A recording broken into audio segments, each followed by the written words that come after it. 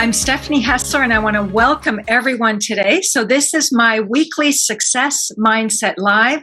It's a weekly live show in my private Facebook group, Success Mindset Series. And I am so thrilled to invite my longtime friend, Tien Wong. Tien is a CEO, an investor, and he's also the founder and host of CONNECTpreneur, a global community of innovators, entrepreneurs, and investors. And just before we get into our conversation, just a few minutes of, and I'm going to be sure to put the recording on as well. Just a quick couple of admin items. Again, I'm Stephanie Hessler. I'm thrilled to invite my longtime friend, Tien Wong. As I mentioned a few minutes ago, Tien is a CEO, an investor, and he's the founder and host of CONNECTpreneur, a global community of over 25,000 entrepreneurs, investors, and innovators. And we'll be learning more about that in a minute. And we're here today. Normally the Success Mindset Live are 15 minutes or less, but today we'll be here a little longer. So plan to be here 25 minutes or 30 minutes.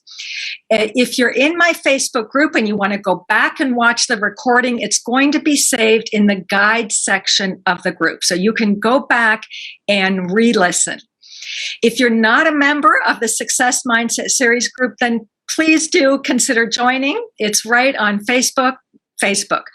And if you have questions, please type them into the chat, either on Facebook or here. We won't specifically be addressing them during our call. We have a little bit of limited time, but we will be responding to your questions in the comment section of the Facebook group. And if you're a high-achieving individual, a corporate leader, a business owner, an entrepreneur, and you are done with ever playing too small, then you're absolutely in the right place. And today, Tien and I are going to be talking about this amazing little book, which has impacted both of our lives, The 7-Day Mental Diet, How to Change Your Life in a Week by Emmett Fox. And Tien, I would just love if you could start, especially because there are individuals, there are lots of people who do know you, but others who don't, especially in my Facebook group. Tell us a little more about your background and what you're doing now. Absolutely, yes. So I am a entrepreneur and an investor. I'm based in the Washington, D.C. area. I've known Stephanie for 40 years, plus or minus, since our college days, and very close to her brother and her family. Currently, we are investing in BPO and CRM companies and tech-enabled services. And I also, which is my background, I had one of the largest BPO call center companies in the world, which I sold about 18 years ago. So we sold it to a public company. I became a full-time investor. And then I started getting involved in the technology scene in the Mid-Atlantic and started a series called the CONNECTpreneur series, which is now on our 67th event. I think we've had 25,000 business leaders and investors attend over the last 10 years. And we started it as a way to help the community, help tech investors network with each other, to network with other investors, to help investors find good deals. And the thing has sort of become a global phenomenon. With COVID, we went virtual, and now we're the largest monthly investor pitch event in the world. And we do our events every month. And our website is connectpreneur.org. Our company website is opus8.com. And we are in the process of acquiring companies in the BPO CRM space. Thank you so much, Tien, for all that background. And before we close, I'm going to be sure to ask you how people can connect with you, speaking of CONNECTpreneur, and find you if they so would like to. So let's jump into our conversation, because this is a book that you and I do talk about frequently. And yes. Tell me a little bit about, how did you first get exposed to the 7-Day Mental Diet? So just a little context for our audience. Stephanie and I have been accountability partners for the last 2 years on a monthly basis, religiously, first Monday night of every month. And we, as you guys know, Stephanie's a world-class coach, and I'm in dire need of coaching. So Stephanie and I have been working together for 2 years, and she's phenomenal, highly recommend. And I like to read on my own, and I've sort of been reading a lot about the Stoics, and I've studied Buddhism now for probably 30 something years. And I was floating around on YouTube watching a couple of different channels, and I came upon this interesting concept, 7-day mental diet. I said, what is this? So I listened to a couple videos on it. I read the pamphlet, and I thought, hey, this is so cool. And this is around December of 2019. This is really cool. I wonder if I should just try it. Look, the metaphor is, if you care about your health, you eat right. You exercise, you eat right. You don't eat junk food. You don't eat, garbage. You take care of your body. And the concept is the 7-day mental diet is you're taking care of your mind. You're taking care of your brain, your psyche, your soul.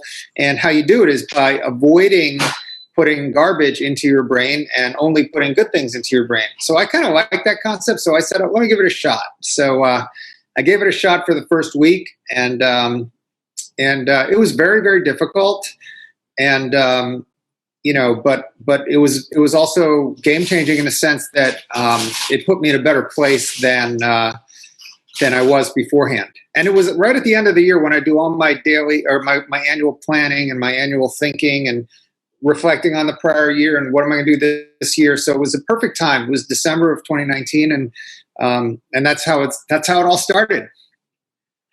That's awesome. Yeah. And I think that must have been around the time when we realized that we were both actually connected with this book, right? That we were both actually following the practice, so to speak. So in the book, Emmett Fox talks about that this could be a strenuous week, right? So the first time that you did it, how did that go? I mean, how strenuous was it on you? Yeah, it was. Well, also Emmett Fox in the book also mentions that you shouldn't tell anyone else you're doing this mental diet. So just go on this mental diet and don't tell anybody. I don't know why he said that. Maybe because there's a high failure rate or because you don't want to raise expectations. But it's extraordinarily difficult. I had to force myself to be mindful of anything negative. And anything negative could be not just losing your temper or feeling sad or upset, but also experiencing pain. If you have an achy shoulder or something, you're supposed to let that pass through. Just like when you're meditating and a thought enters your mind, you don't dwell on it. You just let it pass through. It was really hard. I actually wrote down the 4 or 5 times that I was not able to maintain, an inability to dwell on something negative for the first week. And I think you and I, we talked in January, I think, and then that's when I disclosed to you, hey, this is what I did. And you told me, oh, wow, I know that. And we talked about how difficult it was to do that one. And I think you said you were going to do it again in mid-January. I said, hey, I'll join you. I'll do my second 7-day mental diet in January also. And the second one was a lot easier. It was not perfect, but it sounds ridiculous and super difficult to avoid all negative thinking for a full week, even for a full day, or in some people's cases, even for an hour. But it's like work. It's like exercise or working out. I think 2 things. One, if you make it a habit, it becomes easier and easier to do. And 2, as you get better at it, whether it's exercising, playing tennis, playing piano, playing golf, whatever, as you get better at something, you actually will become better at it. So, yeah, the second time I did it was with you, and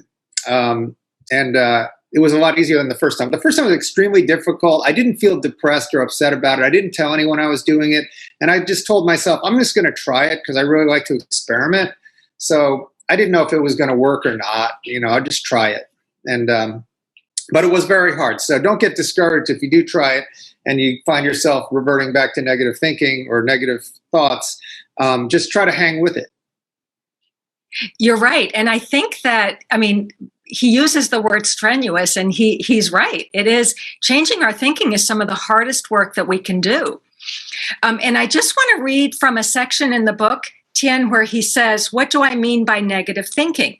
Well, a negative thought is any thought of failure, disappointment, or trouble, any thought of criticism, spite, or jealousy, condemnation of others, self-condemnation, any thought of sickness or accident. In short, any kind of limitation or pessimistic thinking. And the truth is that we're all doing a lot of negative thinking, right? Absolutely. Yeah. Yeah. Did you have any little tricks to kind of keep yourself, like putting an alarm on your iPhone or anything to help you? How did you do it?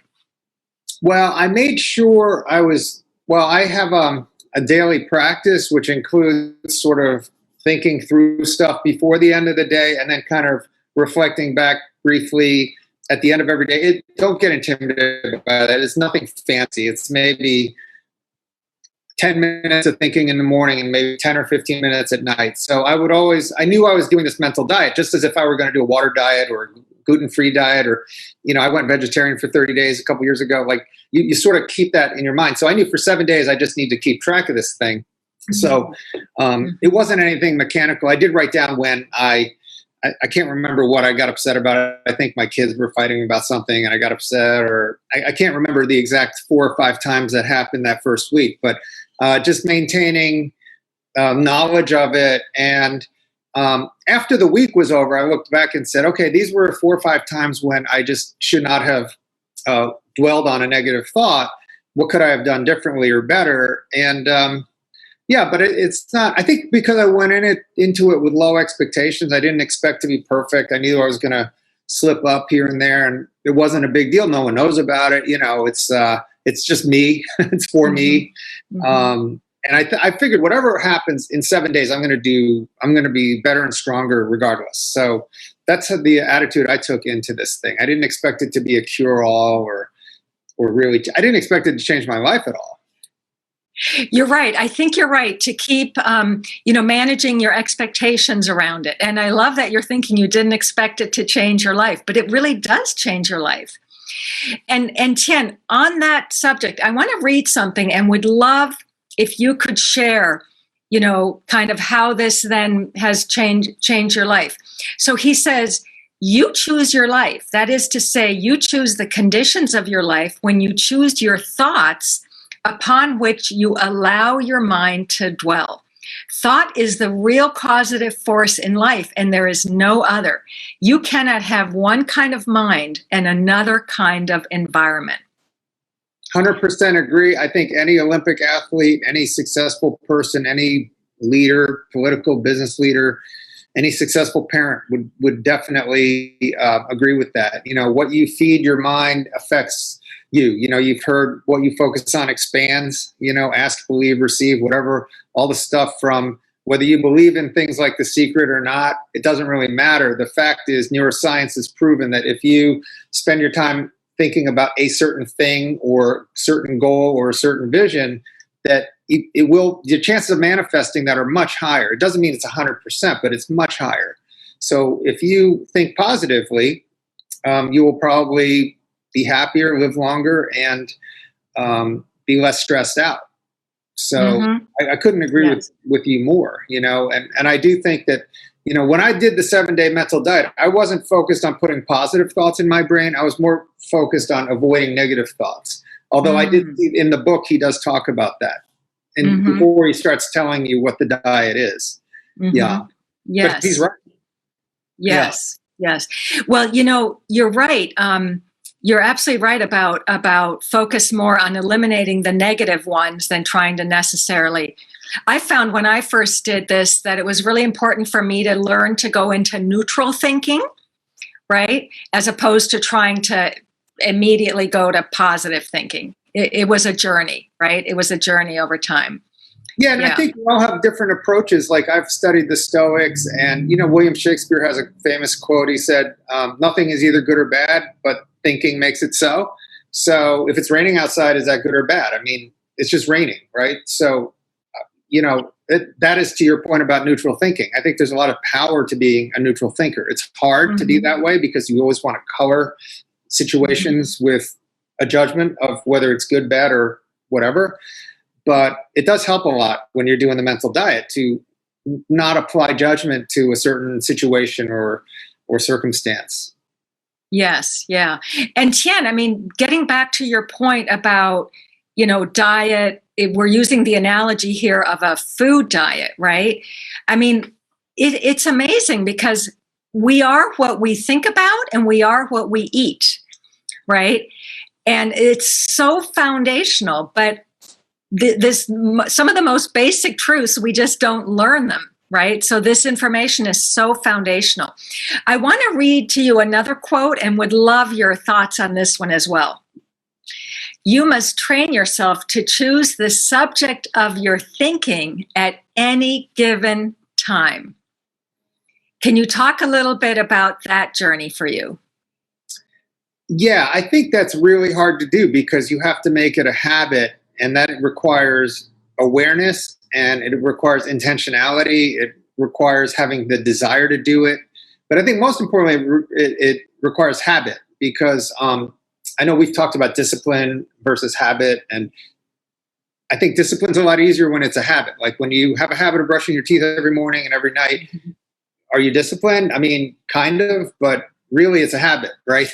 So yes. If you can make it a habit to be aware of what you're thinking about continually, and I don't know if it's possible to do that, but at least if you could be aware of it at multiple points in the day, then that would help you. Like, I practice Essentialism. So I have in my book, I have a 10 a.m. and a 2 p.m. I do an Essentialism check just because I want to make sure I'm focused on the most important thing I got to be working on. I think people who are listening can also check in every hour. Just have your alarm go off once an hour and say, okay, am I thinking about the things that I want to think about? Am I not thinking about things I don't want to think about? And if you do that long enough, it will become a habit. And what I mean by that, I'll give you an example with the 7-day diet. So after Stephanie and I did the 7-day mental diet in January, so I did it for the second time. She has done it before. I decided to challenge myself and do like a 21-day diet because you hear that in 21 days, habits can change. So I did a 21-day diet, I think in February or March, super hard. Of course, it wasn't perfect. Lots of, slipping up. But at the end of the 21 days, I was like, holy cow, this is amazing. I really do feel more at peace, less stressed. Why don't I just do this forever? It's almost like if I give up meat, for 21 days and it becomes a habit, you can give up meat. Same thing here. I can give up dwelling on negative stuff. Now, does it always mean I'm going to be perfect? No, of course not. But it is, when I said it was life-changing, that's what I mean. Like that 21 days turned into, I'm going on like, 20 months now since the 21-day diet. And so now instead of it being a diet, it's just a lifetime or a lifestyle choice. And I know it really sounds hard, and it is hard, but if you try it, you never know. It's sort of like saying, why don't you go jog a mile a day every day? Sounds really hard, but if you do it and do it and do it, after a certain amount of time, it becomes like that brushing your teeth metaphor I gave earlier. It becomes a habit, and doesn't require like hardcore discipline or pain to do it. Yes. Yeah. And Tien, I love how you shared about your habit with your daily essentialism, right? That you have certain times of the day. I mean, what you're explaining is that, like you're saying, it's these simple things. You can put these simple things in place in your life in order to create these new practices, right? But it does take discipline. It does take the habit of discipline. Yeah. I think if you try it, and essentialism is not for everybody. I mean, I think if someone wants to improve in a certain area, whether it's learning how to speak Mandarin, learning how to play jazz piano, whatever, just pick your poison. What do you want to do? And then just start doing it. Just get started. I think the most important thing is to just do it, and then just keep doing it. And if you don't like it, you can ditch it. If you like it, you just keep doing it. And then it does eventually become a habit. Maybe you'll start looking forward to it too. Absolutely. Yeah. And I really admire also how you express that this is a lifestyle now. Like this is how you live now. So can you talk a little bit about the before and after Tien? Like what's it like now? You have to ask my wife and kids probably, but no, I'm kidding. I think I've always been pretty level. I mean, we've known each other forever, very level, Yes. very level. I've never high or low, just steady Eddie. But, there's always times when, I might get upset or get pissed about something. And I think this has kept me really under control. And I really like to have control of my mind and stuff like that. So I think the before was more was maybe a little the less controlled than the after. The after is more. I'm more cognizant. I'm more aware, more self-aware, and more aware, and happier. I would say. I mean, I've always been happy, but I feel like more. I can deal with stress better. Mm-hmm. So I just think just leveling, maybe if I was a B before, now I'm a B plus or an A minus, so always been okay and pretty good. And now it's a little bit better. And it's great. I plan to keep doing it. And, it's for those people who are suffering due to a lot of stress or a lot of negative stuff in their lives, I think this could be even more impactful. You could go from a C to an A minus. So I think it's definitely worth a shot. If someone told you you could live longer, be happier, have a better quality of life by deploying something like the mental diet, then it's worth a shot. I mean, it may not work, but hey, it might work too. And if it does, you won't regret it. Just like meditation. Some people say, meditation is a life changer, like I do.